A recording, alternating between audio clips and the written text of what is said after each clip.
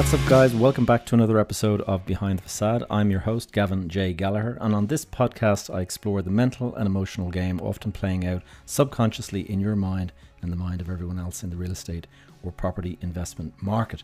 The key to success in this game is to master your mindset and behavior, to get control of your thought processes, your emotions, and most importantly, your ego. So here we are on episode 28.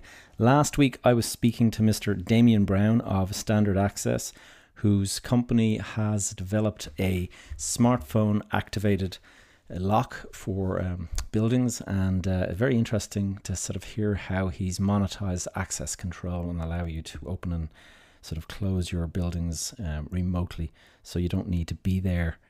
Welcome to episode 28, guys. This week is a momentous week, and with the election and everything like that, if you're listening to this, in the future, then this is the week that the presidential election was won. And my guest today was actually, we recorded the episode on the day of the election, and I am now making the edit and sort of producing this podcast on the day after the announcement of the winner. So, as a teenager, I visited New York City back in the 80s, and I was taken aback by just the scale of the skyscrapers, and I fully intended to become an architect after that trip. It's amazing how influential it was. I came back to Ireland, studied to become an architect. I hadn't been a very academic person, so me getting into architecture school was highly unlikely, but it was amazing when you've got a will, there's a way. And studied like crazy, managed to get through. And then I had every intention of actually moving to the US and living in New York City. But then while I was in college, my dad died. So I got pulled into the family business. And ironically, it was actually my younger brother who went to the US. He actually moved to the US and he lived in New York for a decade. Just outside, he bought a house in Hoboken, New Jersey, and he used to get this boat in every single morning into sort of the Wall Street area where he was working in a technology company. And now he's living in West Palm Beach, Florida, another place that's linked to this election. Anyway, this being the case, my interest in New York and the US in general, I have family there, I've owned property in New York. So this week was just, what a week. I don't know about you guys, but it's been one of the longest weeks of my life. I've been awaiting the outcome of the presidential race. My nails are bitten away after 4 days of tension.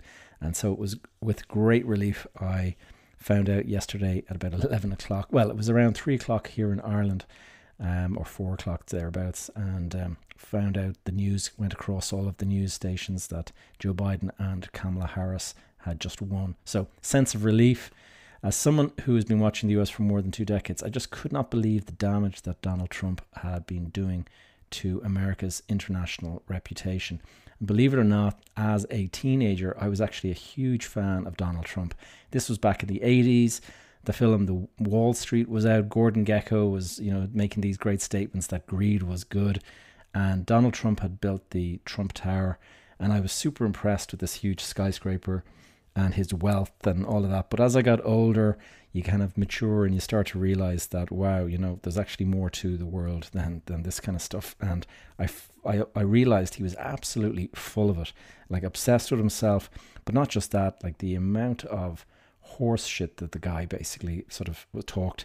I met guys over the course of my career who had actually been involved in deals with him, and they were telling me that the guy doesn't own the building. He doesn't even own 1% of the building that he's going around telling everybody he is the full owner of, and that there's no debt, and that it's worth 800 million or whatever.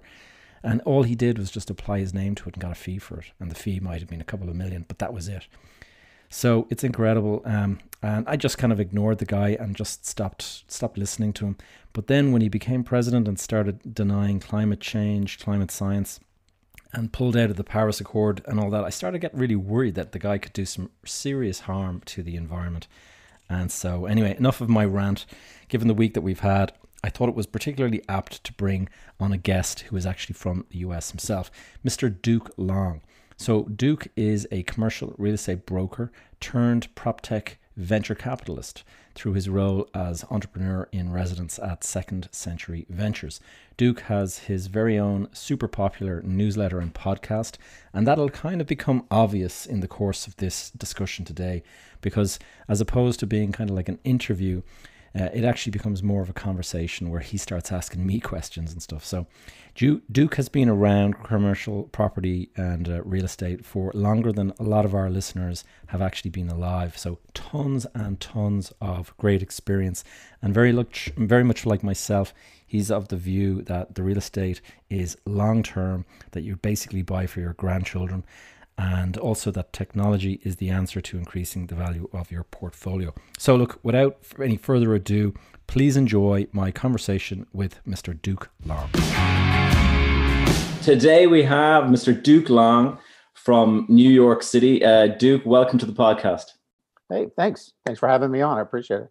I particularly appreciate you taking time out today on the 3rd of November, which is a pretty important day in the US at the moment. Obviously, everyone's out voting today, so I don't know if it's major day, any busier or less busy. I voted way early. That's all I'm going to say. And we'll see. Maybe enough. Yeah. Who knows what's going to happen after somebody is watching this? But I voted way early, so great. Just for the purpose of the audience who might not have heard from you or about you before, can you just give us a little bit of a backstory? I mean, you're in New York now, but I don't think you were born there. Or just give us just a little bit of a backstory on yourself, just so we put sure. A little picture. From the Midwest in the United States, real quick, Air Force, went to school for real estate, meaning college for real estate. Owned my own business, started my own brokerage, because as my mentor said, you're probably not going to be one of those corporate kind of people. And I appreciate that with him. He's still a great guy. Started my own brokerage because I wanted to get out and do my own deals. Did that, started hustling, doing whatever kind of deals I could do. If it's putting in a sandwich shop or putting in a hair salon or whatever, started getting into building, developing, multifamily, institutional stuff. When I say institutional stuff, warehousing. A deal I bring up, we bought Walmarts, and Walmarts are pretty well known in the United States. We retroed some Walmarts. That's a pretty common thing. Warehouses, again, those kinds of things. So I've done just about all types of deals, raw land and everything like that. Then the tech thing kind of started happening because of my volunteering at the local level or the state level in my association, and because of my uniqueness of my age. There was a generation in front of me. They thought I was smart enough to understand the tech, which I kind of was. The tech thing again started to happen, and I started to write about it. I started to understand it a little bit. And after 2008, 2009, when that recession hit in the United States, I didn't have a lot to do at that time because there weren't a lot of deals going on. So I started getting interested in that. And some of the companies that were booming at that time were starting to go at that time. VTS is obviously one that's well known now that started. CompStack, some of the people at LoopNet back when it was owned by the people at LoopNet. Reached out to me, and that kind of started to grow and blossom. Because of that, I moved to New York because that is the center of the tech and real estate universe, in my opinion. That's where all the money came from. A lot of the building owners, I don't know if people know that, those were the people who started funding those tech companies back in those days. Very smart and innovative people. And that's just kind of how it blossomed up. And to see where it is now here, 2020 compared to what it was 2008, 10, 12, 15. Now it's this global prop tech thing. I should have patented that, or I should have trademarked that or something. And now it's, again, global. It's in the UK. It's, it's everywhere. It always was everywhere. And I've enjoyed that part and piece of it. Having said that, though, I've never, and I said this to somebody the other day, I've never not walked away from being a broker or doing deals or doing that type of thing. It's always in my DNA. It'll always be in my DNA. I've never really talked about it that much.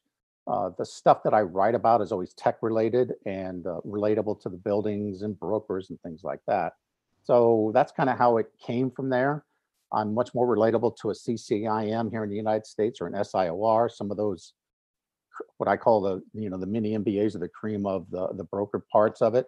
I relate to those people really well. I don't relate as well to the tech side because I am a broker. That's kind of who I think I am. So that's kind of how it blossomed and got to that point. Real estate's in the DNA.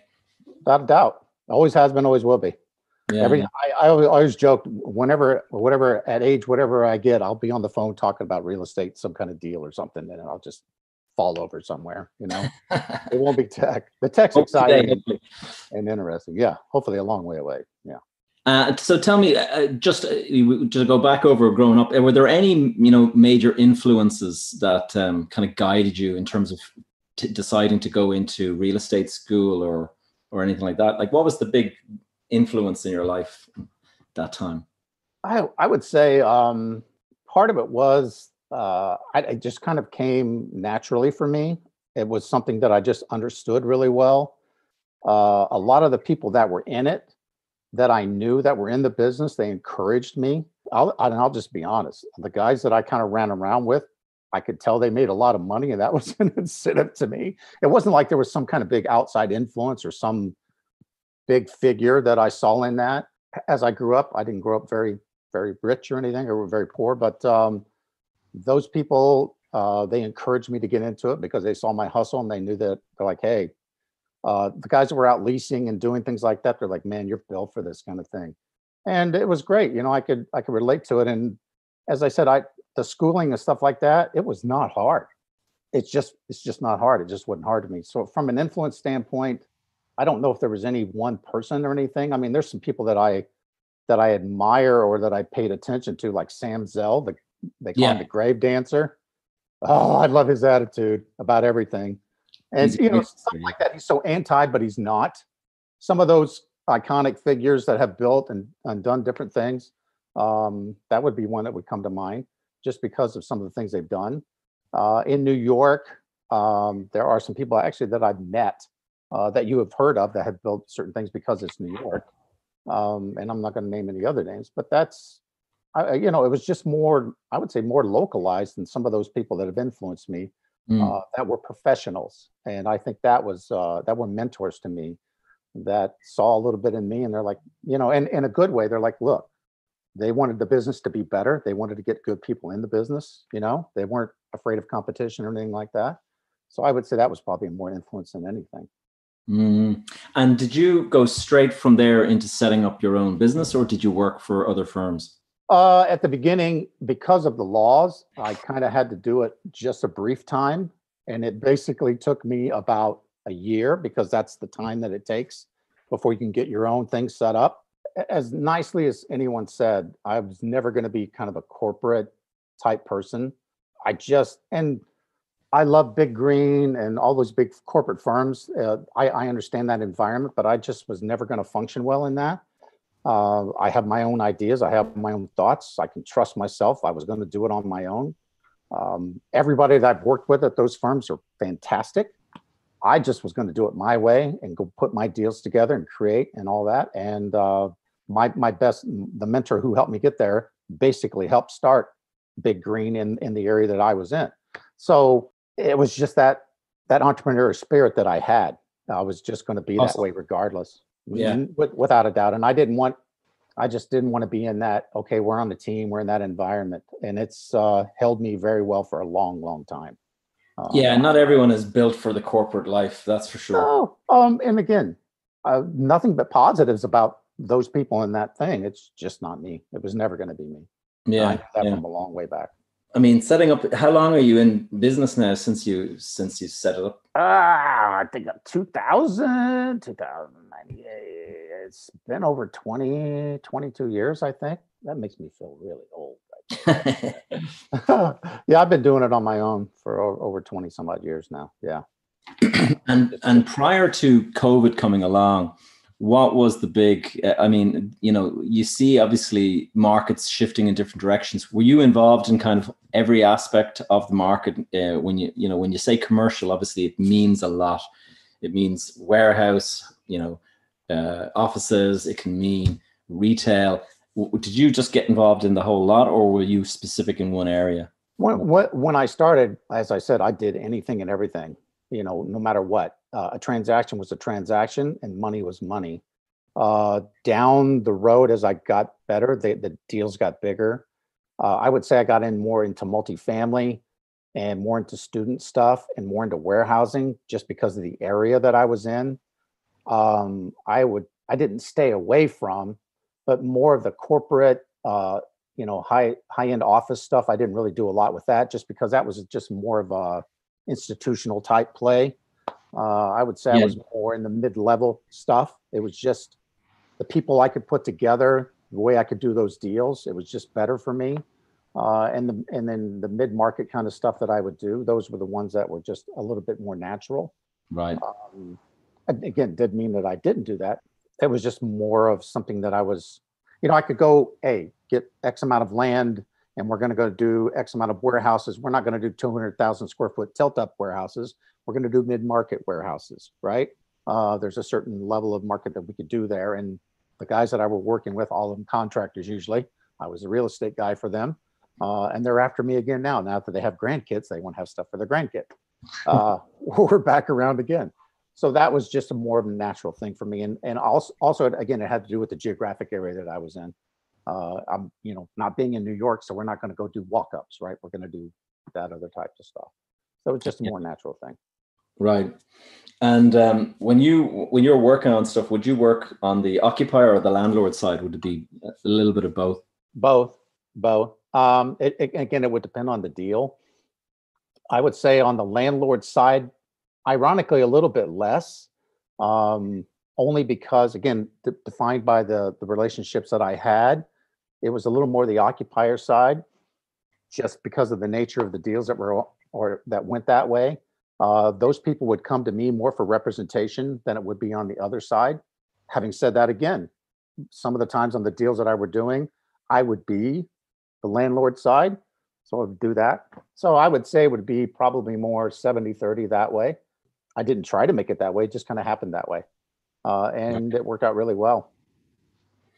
And what has COVID done to the market? What are your just initial thoughts about how this thing's going to... Well, the area that to talk about the deals that I've done in the area from a warehousing standpoint, it's just booming. It's unreal. It's like nothing happened to the market, really. To a certain extent. I would say booming. Pretty much no.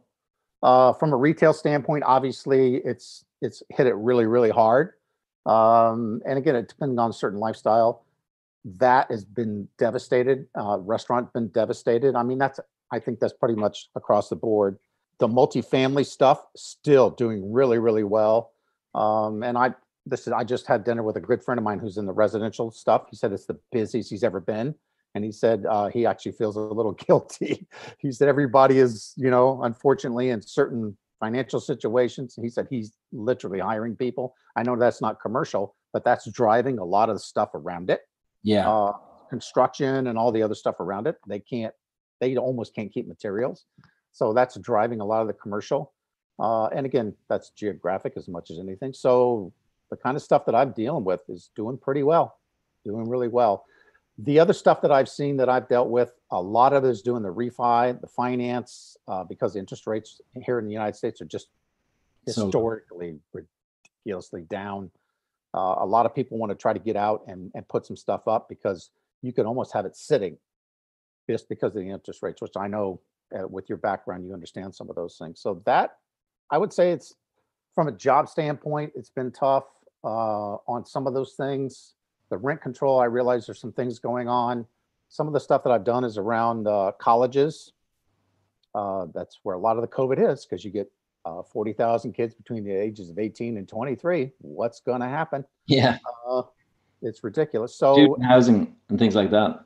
Yeah, but it's kind of back and forth depending on what you're doing with that. And I've said this 1,000 times. If you pick a building out 20 years ago around the student housing and bought that building, what's it worth today?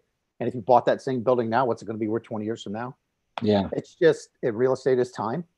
If it's near a university and it's quality, if they quit making kids, maybe, but it's still going to be really well. And if that's your strategy, If your strategy is I'm going to try to go in there in 3 or 4 years and do something with it, that's not, and I don't have that strategy. My strategy is, and I've said this forever, build a dynasty, not a legacy. If you're not buying real estate for your grandchildren at a certain level, then what's the point? Personally, from that, that's my personal attitude about it. So from a long-term thing, that stuff has always been great. The warehouse stuff, and again, in the middle market where I sit, and I'll bring up some instances. Some of the tenants came to us and said, "Hey, we need a little relief," when that was going on. So we said, "Sure, but we'll tack it on the end." Yeah. Some of them are like, "Well, we can't make it." I'm on both sides. So I'm certainly sympathetic, but at the same time, one of the strategies that we had, and this is from the last recession, since I'm old enough to remember, we almost went to them and said, "What can we do to help you stay?" Right? Be proactive a little bit. And that's what we did. But again, we put it on the other end. So we didn't raise, we didn't do whatever. And it was always, all of them pretty much cordial. Everybody's still there. Everybody's doing decently. And it kind of depends on what business you're in that's going to hit. Now, if you're in certain X supplies, it's fine. All the construction and material related stuff, they're just cranking. Yeah, no, I've seen that. And in fact, we've had a couple of guys coming to us, and I think it's, the CEO spots an opportunity some of the time. And we've had a few guys saying, can you do something for us on the rent? And when you dig in deep and start looking at their financials, you see that they're actually after declaring a dividend for the year, and it's been great for everyone. And all you'd be doing is transferring, money from your balance sheet to their balance sheet. You're not actually like helping them at all. Yeah, it doesn't take a brain surgeon to look at some of that stuff. Again, I'd never found real estate too complicated, Yeah. I don't know how to put that. It's always just came to me. So at the same time, I've always looked at that as, I don't want to say partners or whatever. I'd rather have them there long term and look at that. I know you think of those kinds of things, but let's just keep them there and keep them going. Yeah, I mean, at the end of the day, what you just don't want is that you're being a bit of a mug and that they're taking advantage of you. I mean, we'll always give somebody, relief if they need it, but do they genuinely need it is the other thing. And I mean, are the shareholders still getting their full dividend? Well, then that's not really the same thing. Yeah, and the type of tenants that we have, they run everywhere from very A-level corporate to a little bit of mom and pop. And I'll be honest with you, I relate a little bit better to the mom and pop, and the relationship part of that is pretty easy. It's not a problem. Also, I found that the mom and pops are the ones that want to pay the rent. Yeah, and I want to keep them. And the corporate guys, the corporate guys are like, they would thank you for that. They're the ones that are like, yeah, whatever. I agree with you on that. Again, I relate very much too. And they'll be honest with you, and they'll flat out show you your bank account. The mom and pops, here's exactly where we're at. Yeah. I'm having flashbacks, man. That's definitely, I relate to this much more than the other stuff, very much so. So tell me, now that COVID has come along, I mean, warehouses definitely, what do you see for the future? I mean, do you have any kind of insights in what you think I mean, I've been having conversations with people about the office market, and people are going to be working from home and all this kind of stuff. But there's another side to the argument that the market will just come back when COVID is gone. And all right, well, let's you and I have a little bit of back and forth on this, because I know you talk about it a lot. So I would rather us talk back and forth about this, because I know you're very much involved in this. So, I think it depends on geography a little bit. In the United States, and in New York, everybody got out of there. Not everybody. That's kind of, so where do you go? And everybody found out, okay, it's cheaper to live and do X. Does everybody want to be in a certain office? I had a certain lifestyle. I called it the digital nomad, where I could be in certain cities. And if I have a laptop, I'm good to work anywhere. I chose to be in New York because that's where all the talent and all that real estate and tech stuff was. Do I love, I like collaborating. I like being at certain conferences. There's a part and piece of that. Do I like working at home on my couch? No, I'll be honest, I don't. I don't know. So the stuff that you're involved in, I want to know what's happening in your backyard. You tell me what's going on. Well, we have a business park with about 50 different corporate occupiers, and before pre-COVID, we would have 8 to 9,000 people a day show up at the business park every morning, either by a car or by bike or by public transport. And we have our own shuttle service that would transport about 3,500 people a day into our business park from the local train station or a tram line or whatever. And at the moment, I would say if we're even hitting 5% of that, that would be high. That's amazing. Yeah, 95% of the buildings vacant at the moment. Now, fully let, multinationals paying their rent on time and all that, but just completely empty. And so I've been contacting them all, and I've been asking them, how are they getting on? Is there any way we can help? And they're basically, a lot of them are of the view that the market is just crazy at the moment. We're not going to make any decisions. We're not going to reconfigure the buildings. We're not going to do anything. People can just work from home until this normality comes back and we can kind of get back into the office. And they all kind of expect it to take place around the middle of next year, assuming vaccines are, in distribution and things like that.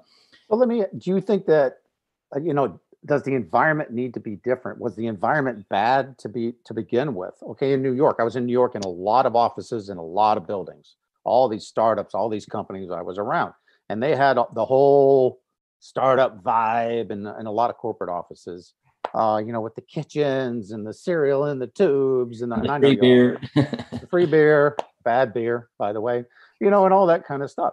What was wrong with those environments? And in New York, it's like this because everybody has to be like this. And part of that is being in that vibe and having the meetings and talking and going out to lunch and going out to dinner, because that's a sport in New York, right? That's a sport. And that's the value there. And if you don't have to go do that, is that a positive thing? Or to go to that business park? Okay, I don't have to go there. And I think I had that lifestyle because then I could be with my kids at a certain level. Now they don't want to see me because they're grown or not. So do you think that those people are going to want a completely different environment? You talked about reconfiguring. What do you think? Do you have major league business park that you pay attention to? I think what's going to happen is, I think probably the corporate occupiers will adopt more of the agile workplace where you have hot desks. So I think the technology, and we'll get into a lot of that with yourself, shortly, but things like apps on the phone that allow you to choose your hot desk and make sure that you turn up at the office and there actually is a desk for you. Things like that. I think that's going to become more prevalent. The days of having a desk for every single employee, I think are kind of gone, because a lot of people, I think, do want the flexibility to be able to work from home when it suits them, as opposed to 5 days a week in the rush hour traffic going into the office. Who wants that? No, I don't think anyone wants that. But I do think the office is essential. I mean, I miss the office. I enjoy. We're in lockdown here. We're in day 12 or day 13 of a lockdown here, national lockdown, and it's well, apart from my daughter running in on top of me and things like that, it's not that big of a deal. But I'm not as productive here as I would be in the office, for sure, guaranteed. I agree. I mean, I think I'm doing more meetings and more stuff. Am I more productive or not? But the environment that the team that I work with Reach and the Second Century Ventures and stuff, we're a remote team to begin with. Right. But we have to have that collaboration and that whole vibe of us being together. And though we're human beings, right? You have to have some of that stuff and the ideas, and it's different than the charisma and all those kinds of things. But collaboration and innovation does not happen over a Zoom call. No, it has to happen face to face. And one of the things I've kind of identified, there's the 4 C's. There's concentration and there's communication. So concentration, sitting at home, working away on your paper that you need to have out by this evening. That's fine. You can do that at home. Communication, here we are talking across thousands of miles of ocean. That's easy to do from home to home or whatever. But collaboration and the community that you kind of need to work in, those two can only be done face to face. And those are the 2 things I'm missing the most. Yeah. I think. Very much so, because that environment to me is what drives everything else, right? Everything else. And And whether it's also the tech or opportunities, like identifying opportunities and all of that kind of stuff, you know. I mean, so that's the thing for me. It's I don't think the office market is going to change in a dramatic way. I think there may be a shift in, you know, towards using the technology more effectively, but I don't think this whole thing. I saw so many headlines and I just thought, for God's sake, you know, paper won't refuse ink. On the end of the office, and like, you know, anyone with an office portfolio, oh my God, they're going to be finished now and all this kind of stuff. And I honestly don't. In terms of technology, let's kind of chat about your role in technology, because you're big into the technology side of things, and is that specifically prop tech when we're talking about technology? Yeah. I am the entrepreneur in residence for the Second Century Ventures and the REACH program, which is a global program. We have offices in Canada, Australia, the UK, and obviously the United States. And we have over 100 companies in our portfolio, and we're adding 30 companies per year. Are we the biggest? I don't want to get into all that stuff, who's the biggest or whatever. I focus mostly only on commercial.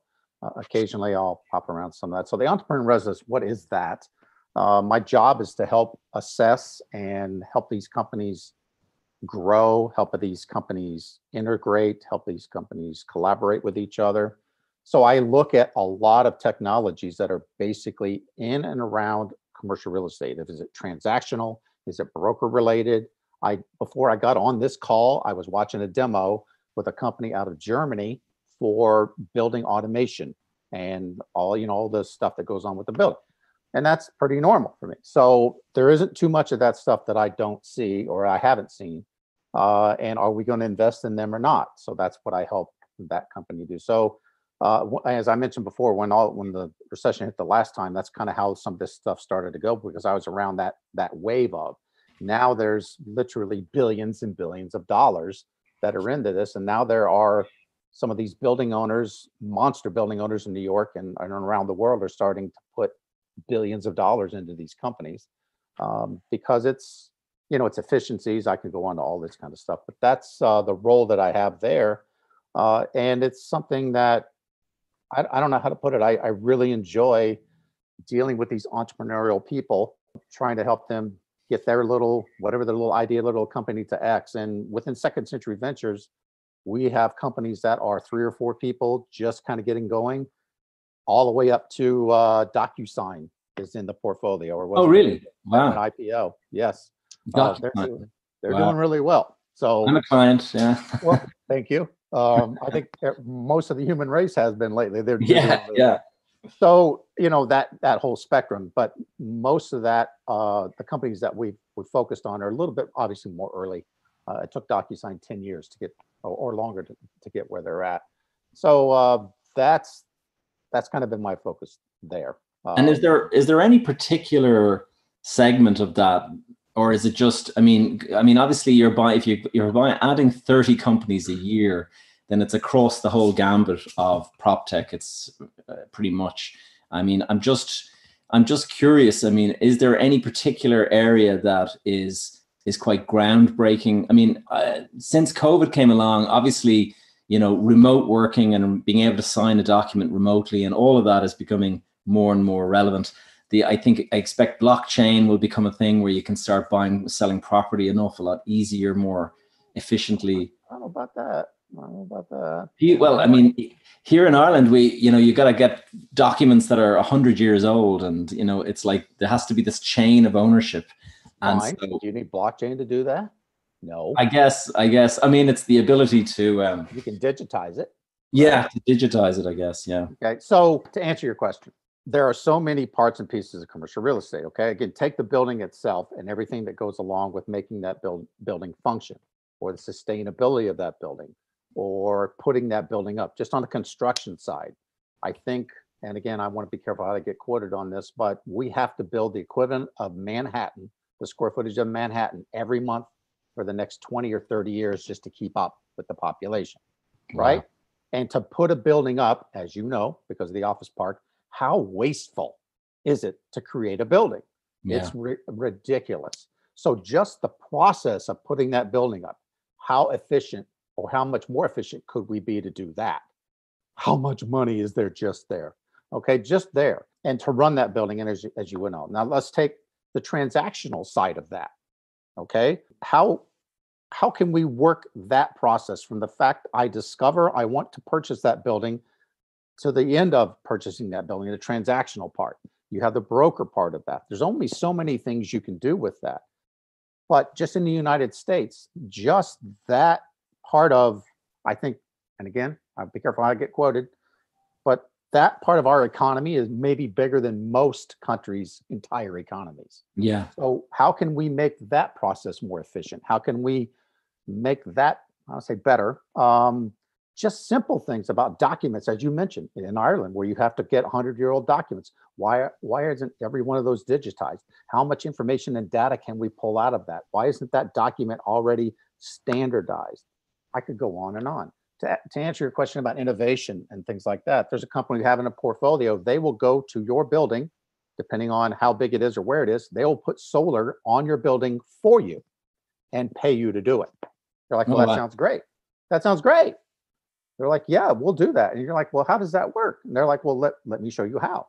And you're obviously, it's on and on. There's so many parts and pieces. It's endless. Yeah. Because it is commercial real estate. Just the broker and transaction side. Having said that, though, how many broker tools can you just really get brokers? I mean, or whatever you said, letting agents or whatever you call it there are just so many, though. All right. But at the same time, everyone's unique and different. How many data sets can we create? I mean, there's some monster data companies out there now that are worth billions and billions of dollars, and they're buying more data companies to provide those data sets. On the sustainability side and the cities and the environmental impacts, I could go energy saving and all that. Yeah. Oh, just think of your office park. Yeah. We could walk through there for 2 hours and not run out of ideas, could we? Yeah. No, you're absolutely right. Yeah. It's a gold mine potential. And I'm just trying to get in the middle of some of it, Yeah. Just take the cream off the top. Yeah. Well, just your office park. There's literally got to be millions and millions of dollars of technology that in a very positive way could impact that. And let's talk about one here real quick. You talk about those people occupying that building. Why they're coming in on your shuttle. Why don't they have on their phone, right? And I'm sure that maybe they do. My building is, or my space is X, and I'm going to be in that space doing X, or I'm going to order lunch, or I'm going to have this and this. There are companies that we've invested in, they flat out will do that. Yeah. Or why don't they have, I'm going to have a coffee waiting for me when I get there. Is that too far out? No, it's not too far out, boom. Or I'm going to have a meeting and we need to have a lunch catered there or brought in or whatever that's pretty normal, right? Yeah. Just stuff like that. That's streamlining. That's somebody's job. And there's companies we have, they literally do ghost kitchens in those buildings. They will bring chefs in to make meals for the entire thing.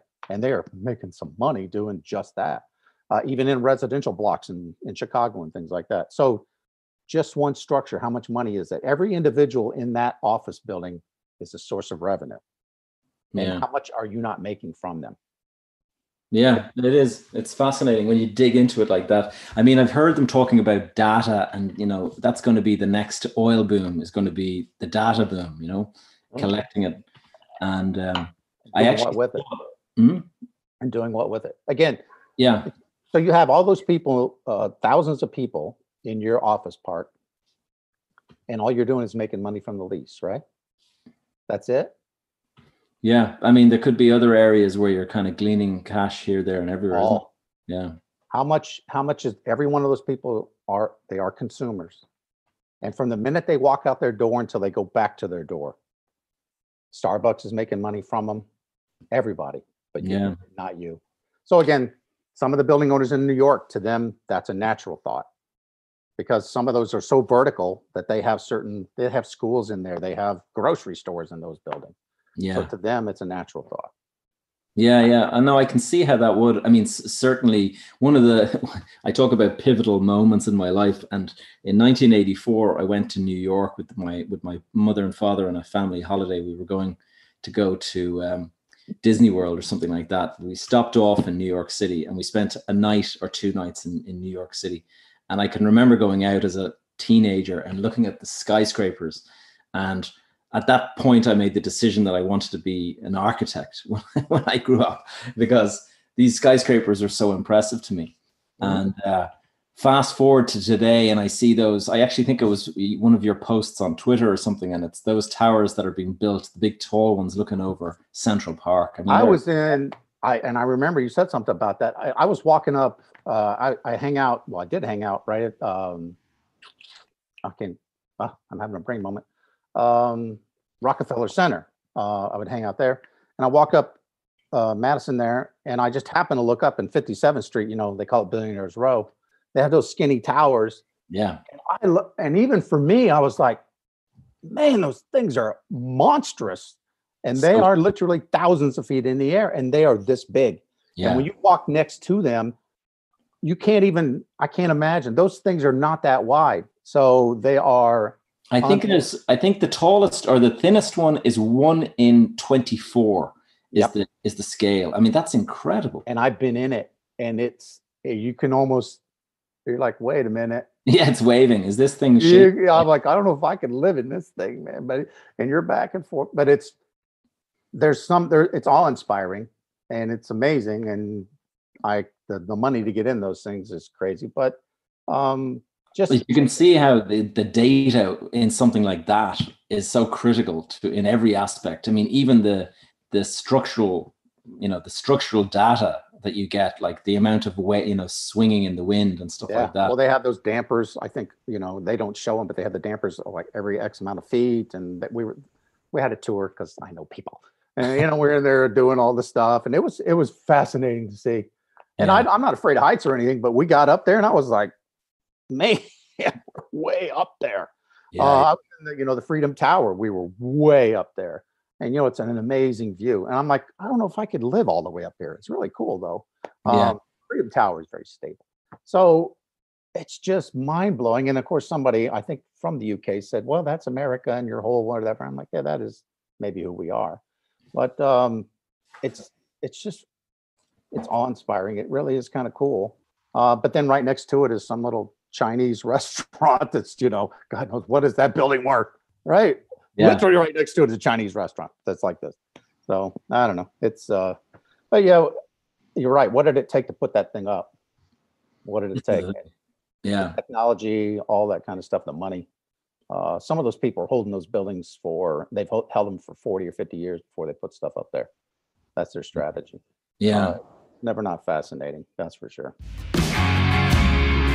Tell me this, some good advice over the years that you've received or that you've given, relating to the real estate market. Oh my goodness. Well, again, it's the best I've received. When I got started, again, build a dynasty. Think about your grandkids, regardless of what age you are. I would say grandchildren. Think about real estate in that term. Think about real estate as time. Sure, you can do buildings, and if your real estate is, go raise a bunch of money, buy buildings, make them better, make them efficient, get the value up, crunch the debt, sell them off, go raise more money. Institutional real estate 101. Trading. I get that. Okay. Just like you're doing in your office park. I get that. Individually, to go do that kind of thing. I also think, and not just because I'm in the tech, and this is not me, pumping it up just because it is, but why would you not use every tool possible to make it better? Why would you not? And what is an opportunity cost? How can you measure or not measure? And even from the broker side, why would you not use a CRM? Why would you not use certain tools to make yourself more efficient, make yourself more money? If you were in another business, it would just be obvious, right? Those are probably the two things. From the real estate side, it's pretty easy. Just buy, hold, and smash debt, right? That's pretty basic. From the tech stuff, has COVID, and they say it's accelerating. Part of me is it's self-perpetuating if you say that, but do you now have a choice? How about your office park? Do you have a choice? Maybe you do. Maybe all these corporate people will just keep paying their rent. What if all of a sudden they stop? What would you do? Yeah. What would happen? Then your thing completely goes, but obviously they haven't, which is great for you. But what if you had to totally rethink what you were going to do with this technology, solve that problem? I don't think it does completely. No, it doesn't completely. I think what you have to do, certainly in my case, the reason I I like to talk about all this stuff is because it keeps me talking to guys like you and other people. I had Anthony Slumbers on a couple of weeks ago. That old geezer. That old geezer. We had a good conversation about this as well. And the thing is that it's these conversations that you have, they get you out there thinking outside of the box, and it gets you out of the little kind of place that you sit. And from my perspective, I think we do have to kind of look to the future and kind of say, okay, how's technology going to change? The fact that we have virtual meetings and the ability for you and I to speak between Dublin and New York City, that is not going to change the need for us to have face-to-face and community building and all that kind of stuff. But it is going to change the way we structure our day, perhaps. And I think that there might be days when you decide, okay, I'm going to take Monday and Friday, I'm going to work from home because I like the extra bit of the weekend, but also I'm more efficient because I'm not sitting in the traffic and stuff. But then I do need those 3 days in the middle of the week to go out, meet people, go for lunch, catch up with my friends, and that's kind of how I think and so technology might assist us with actually doing that. And as an example, they have conferences in the UK, and unfortunately I didn't get to come to one. And we brought up Anthony. The last time I was in the UK, I had dinner with Anthony. He is the greatest dinner companion you've ever had. We had a great time. And I'm not snoozing him up, but I also had my daughter with me. She thought he was wonderful. And that's what I remember of Anthony. I haven't seen him in a while. How we would be friends. I haven't seen you in a while, right? Yeah. So we would meet back up. So it's like, okay, we can connect this way. But where is that global? Again, we're missing that community. We're missing that ability to collaborate. At the same time, on a Friday, on a long weekend, you get to be with your beautiful daughter, right? So I need that connection. Sure, we can sit here and talk about it, but I want to go to dinner with Anthony and hang out and hear what kind of stuff that he's making up and talking about and running around and doing. And you're right. The other thing about this in this environment, I always said with the stuff that I wrote, I tried to build the tribe, right? Well, the tribe has been built, but to get in the room with those really smart people, right? Really, really smart people.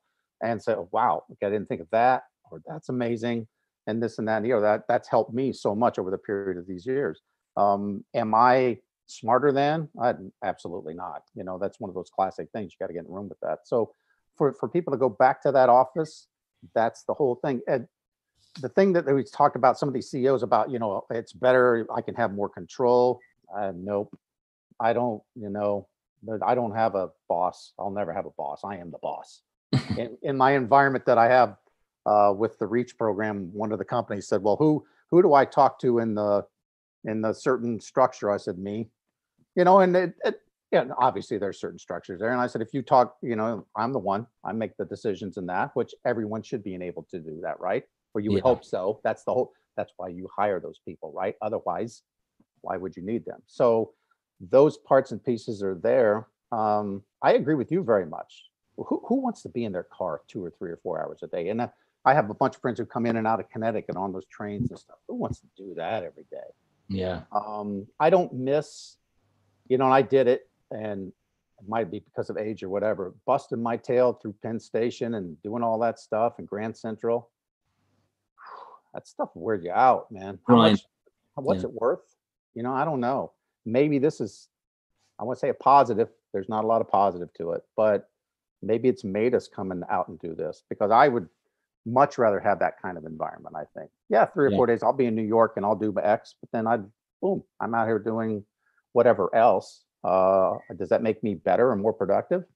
I think so, very much so, because I don't want to grind, all those hours and all that stuff. I don't think it works, And I do think that it's also, as you were saying it before, it's sectoral as well. And, you're going to have, I was speaking to somebody who runs an engineering firm recently, and I was asking them about their needs and work from home and all that. He says, it won't work for us because because an engineering business, they have part of their business is training up the grads to kind of fill the roles, and you can't train them up at home. You can train them up. They need to work under a senior manager, or they need to work under a mentor, somebody who can they can overhear them having a difficult conversation on the phone. They can overhear stories that they're telling one another. That's the kind of thing you don't get from sitting home remotely. There's value there. Good friend of mine's an architect, done a lot of work in New York on Hudson Yards and different things. He does all the stuff with BIM. which I'm a huge advocate from and very underrated technology. You can collaborate, and you can certain tasks you can do, you can push that out to X people to do that sitting behind a computer. Yeah. But you're right. There's other parts and pieces of that. That's especially on something like Hudson Yards, the big thing in New York. We did stuff on the tennis center. How could you have to be there working with each other and talking and whatever? I was in their office, and that's exactly what they were talking about. So there are parts and pieces that I agree with that. And you're right, it depends on the sector. And I would definitely want my architects working on all the structural stuff to make sure they're getting that together, right? I don't want them just winging it from their beach house somewhere, Yeah. Especially on those big tall ones, right? It looks fine. Definitely get in room. Get in room. Yeah. Definitely do that. Yeah. Is it critical? I think so. So that stuff is fascinating. There's so many technologies that I think are underrated like that, though. And tell us, Duke, you've got a great newsletter that you put out every week, and you have your own podcast as well, by the way, which I'll let you plug. I'll be putting links in the show notes anyway to that. But how much time do you have to sort of spend on putting your newsletter together? I did it for a decade. I've been, after this thing hit, and I just started writing because I could, and nobody else was doing it. And I made a conscious decision to do it a certain way, because I could get away with murder, because I'm not working for anybody. Also, that's a little bit of my personality. It was almost like a muscle. Once you kind of get going, it just is there. When I started, you have bad grammar, you have bad sentence structure, and you can't write really well. I'm like, yes, that's exactly what I was going for. Now, for me personally, somebody asked me to write some things for them, and they wanted to pay me, and I did it anonymously just to prove to myself yes, I can do and it's corporate as hell, and you would never think it was me, right? Right. So I do it in my own style on purpose. So I got to write something for this Thursday. It doesn't take that much anymore. It's just me letting my brain flow. I also, after all this period of time, after a decade, I feel kind of like, this is going to make me sound old school as shit, but I feel like the Beatles, or Paul McCartney. I'm just playing the hits a little bit. It's kind of the same stuff regurgitated a little bit, just in a different vein, because I've already kind of written it and it's already kind of been there. But maybe new people are seeing it in a different way. The other thing was, I did turn off my website. I noticed that. Yeah, I was trying to do a bit of background research, and I said, "Oh, your website's down." I burned out. I just burned out. I wrote over 1,100 articles. Wow. It was twice a week for 10 years. So write 1,000 words twice a week for a decade, and put them up for the entire world to see, and take all the shit that comes with that. Okay, you're gonna get a lot. And I was willing to do that. And somebody said to me, how can you possibly do that and take all that stuff? And I'm like, at a certain point, you just don't care. But at the same time, I built up an audience, which was ridiculous. Every year by about August, I would get 1 million views. And I was like, that was just blowing my mind. I was like, I can't believe there's that many people that would read my crap, Yeah. And at the same time, there became a point where it didn't matter. Or I put a tweet out about what I had for lunch, which everybody jokes about, but they get 5,000 impressions in an hour, Yeah. It's ridiculous. So having said that, can you use that environment like you are to push things forward in a very positive way, which I think you do. You do great on your videos, by the way. And I did a little bit of video for a while, and I can't do it. I can't stand to see myself on a video. I just can't. I'm not afraid of the camera, but I just don't like it. So, if it doesn't resonate with me, it's not something I enjoy, then I'm not going to do it. There's some people, they can't get away from the camera. I can't get away from it fast enough. So everybody has their thing. You're great at it, right? You do a really good job. It also takes, as you mentioned, a lot of time and effort, right? So if you're going to write 1,000 or 15 words twice a week, you got to read a lot. You got to research a lot. You got to produce a lot. Putting these podcasts together, you got to reach out. You got to get a hold of me. It took a lot of time, right? And how do you monetize that? So there's another part of that. And I did start to monetize it with my site because I figured if I'm going to do it, and then I had friends of mine, look, we'll put banners up. I'm like, let's do it, you know? And when I turned off that site, there was a lot of money I was making doing that. But, you know, it was just time to push that out. So the newsletter, I got it on kind of autopilot now. Right. Depending on what I write, it maybe takes me an hour to 2 hours every week. So I'm like, yeah, it's not that big of a deal. And I'm also trying to do more. I don't know. I'm trying to be more positive about some of the stuff I'm pushing out because, you can rant and rave only so much. And you just sound like an asshole after a while. Right. Somebody got to me and they said, look, you cuss too much. Your standards are this and that and the other. And I went off and I literally wrote something with a certain word, every other word on purpose. I think I actually remember that. Yeah. Yeah, but it's like, whose standards? Whose standards? And if you're trying to have someone's standards, and which I'm sure you have wonderful ethics and standards, are you trying to control me or define what that is? And what are your standards better than mine? And who are you to say that, right?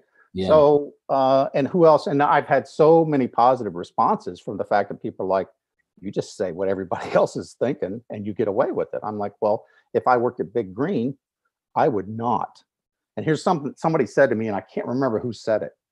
You got a lot of people that are on Twitter writing and doing different things, and they'll say stuff political or whatever. But if you're the CEO of Big Green, you should not, right? Because you're representing the brand and the shareholders. And somebody said to me, if you're out ripping on Twitter and saying what you want and saying political stuff and you're still representing a thing, then your voice really doesn't matter. And that blew me away. I was like, wow, that was interesting. So you could be at Collier's and say whatever you want about politics. That means you don't have a voice. I thought, whoa, that kind of hit me after all these years. So I don't know. The media part of it, again, I always think of myself as a broker first, as a real estate guy first. The tech is part of it, and the media is this. A tiny bit. I never think of myself as the media. Having said that, if I'm a little bit of a voice, the other thing that I've learned, and the people that work with me now learn, if there's a hot mic somewhere in a stage, keep Duke away from that. I'll be up there. Let's not let him up there because he will just go with no filter. It's like I have Tourette syndrome or something when I get up there, because I'll just say whatever I want. Why not use what we have now? Because again, you and I can communicate back and forth. And if I pop that newsletter out, literally thousands and thousands of people. Do I need it for the ego and everything? I went well beyond that, man. Yeah, at 10 years, I can imagine. Yeah, I'm only going for 6 months now at this stage. After the first 2 or 3 people came up to me years ago and were like, wow, I read your stuff and it's great. And I was like, that's really cool. And then after that, I'm like, they look disappointed, like he's just some fat guy from the Midwest. He's not really excited. I was like, yeah, that's really actually who I am, hiding behind the computer and shit, and like, it really wasn't that impressive after I met him. I'm like, well, thank you for that. No, it's like, it was different. And you can't express yourself in a different way. Anybody who can do it with video and do it well, God bless. But I also wrote a thing about the video stuff where all these people are putting on these big videos and doing all this stuff. And you look on YouTube, it's got 12 views. And six of them were you. Watching it a second time. Yeah. I wrote this, right? I literally wrote this where I had a thing in my apartment where I had a little, mini heater because, it's New York. And I looked on there how to do something with it and had 56,000 views for the heater. And I wrote this. I said, the heater's kicking your ass. You're doing videos for real estate, putting your face on there. It's getting 12. The heater's got 56,000 views, right? So there's a fine line there. If you're out doing it though to push your business park and do something, that's a different thing. If you're just standing there to show your face, I'm like, come on, there's a certain way to do it. And I went through a little phase of that. And I don't know the media part of it. I guess if that's what you're asking, I still don't know why. Why do you do it? Yeah, it's something similar. It's like, I guess you feel like you have an opinion and you want to get it out there. And but you have an informed opinion, right? Yeah, I guess. Yeah. Because of where have you been, what you've done, what, just the thing that you have now, right? And I think there's a value there to maybe help. Do you think? Well, you know where it's interesting is since I started the podcast, I get a lot of messages on LinkedIn and things like that from guys, and they saying, finding your podcast really helpful, and I was thinking of buying something, and now I know exactly what I want to do, having listened to it. So when you hear that kind of feedback, it can it does motivate me to kind of keep putting the stuff out there. I think there's a real place for that more practical stuff. I mean, we're just sitting here chatting and running, but if somebody were to put that in a positive way, I think there's a lot of value there. Where can you find that? Now we're in a generation now that I could pull up a YouTube and this guy is flat out telling me how to build a portfolio. Where did we have that? Yeah, right. Yeah. I wish there were people actually kind of hiding that from us, weren't they? Because it was a competitive environment, because you had to go get your friends, you had to figure it out. I went to school for it, so I had a little bit of that. But think about that. There's a lot of value there. Also, that would be your opinion about how to build a portfolio, but a lot of, and I do get, back when I started, right, I got a lot of the how do I get into commercial real estate stuff, because the people were, I resonated with a little bit younger-ish crowd at that time, and they're like, I'm in resi, I'm in this, and you're a broker, and you're running your mouth, and so people would flat out ask me, how could I do this? I got that a lot, just more of the audience. I'm like, and I would tell them, the one thing I said was, it only takes 54 or 55 hours in the United States to get your broker's license. It's sitting at the Holiday Inn. In the United States, it takes 2.5 years of classes to be able to cut hair. Compared to 2, yeah. What's that in the United States? So what's that tell you? Even though I did go to college for it, I'm just telling you, welcome to the jungle, buddy. So there's a fine line there, and God bless the people that are cutting my hair. I'm glad they went to that school for that. So it's an unfortunate fine line. I don't know. The kind of stuff that you put out, though, if it's more of that, unlike Anthony, the stuff that he writes, he and Dror and some of those people, that's really quality stuff. Yeah, in fact, I just had an Amazon delivery today, and it's Dror's book. Dror, those guys, I love those guys. I put a bunch of stuff out on Twitter and push their stuff out. See, that's quality stuff, and you can sit on your behind it on your couch and read that. Those guys are great. My stuff is trash compared to that kind of stuff, but that's wonderful, and I hope they make billions with it. Good for them, that takes a lot of time and effort and thought. It does. They do. Anybody can monetize that, good for them. To monetize it in other ways, everybody asks me that. How do you monetize it? So look, I'm smart enough. Don't worry about it. I can't remember. Somebody thought, I had literally had somebody one time pay me to put their banner ad in my email signature. You know what I said? Sure, because you know what? I could be bought. I'm like, somebody's going to pay me to put their thing in my email signature. I'll do it. I had no problem with. You know what I mean? It's just weird stuff happen. I did it just to freak my daughter out. She's like, that's just crazy. That's crazy. So, Duke, in terms of, we're going to finish up now. I was just going to ask, the final question is, having had this conversation, I'm quite interested to hear what advice would you give your 20-year-old self starting out? That's a really good question. First of all, you're an idiot. At 20, you think you're an idiot, and that girl, you should marry her. There's another, that one you should marry, you idiot. The second one is you're only going to use 10% of your brain, you dummy. The third, let me see, what would I tell my 20-year-old self? You need to work a lot harder than you did. Quit wasting time. You can probably accomplish 1,000% more than you have. And anybody that says at a certain age that they don't have regrets is full of shit, right? You could have built 1,000 things more than you have. So I think it's, all that stuff that people talk about, I could have worked a lot harder. I really could have, and I should have. Doesn't mean I didn't, but I could have worked a lot harder.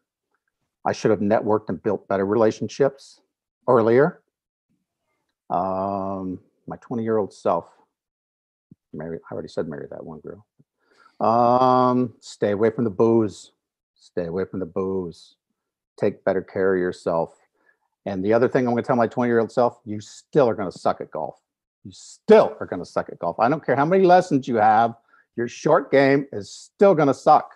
Right now, my 100-yard in, oh my God. It doesn't, it doesn't matter what I'm doing. I still can't hit. My wedge game is just shit, but it's just never going to be any good. So that's what I would tell myself. Great advice there, Duke. If somebody wanted to reach out for you, what's the best place to find you? Duke Long at dukelong.com, Twitter, Duke Long. I've been there for like 12 or 13 years. And why would you reach out to me? Yeah, question, but you never know. Somebody might want some advice buying a Really? I don't know if I'm the guy or not. Look, Gavin, I love what you've been doing. You've been so wonderful. It was nice meeting you. Didn't we meet in the UK? Yeah, we met in the Future Prop Tech, I think it was. Yeah, and I'm going to be speaking at the Helsinki at Rico Tech next in 2 weeks' time. I think you were speaking at that before, weren't you? Oh yeah, that's when I went and jumped into the Baltic Sea and froze my behind off. I'd say, yeah. You had a really good time. Yeah. But I went into the sauna, but I had clothes on. Okay. I guess that's how I roll. Well, thank you for having me. I enjoyed just kind of having a chat, man.